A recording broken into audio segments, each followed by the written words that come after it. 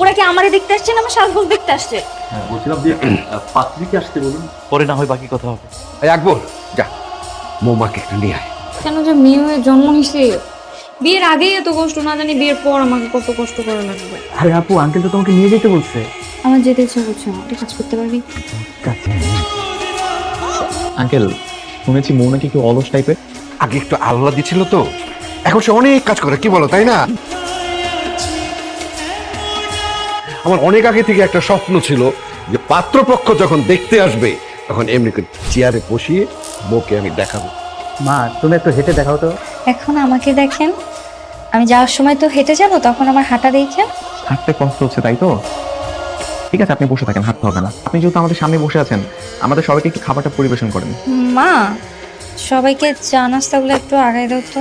কেন, আপনার দিতে কষ্ট হচ্ছে বুঝি? হ্যাঁ, উঠতে ইচ্ছা করছে না, বসে থাকি। আপনারা আমার হাঁটা দেখতে চাইলেন না, দাঁড়ান আমি হেঁটে দেখাচ্ছি।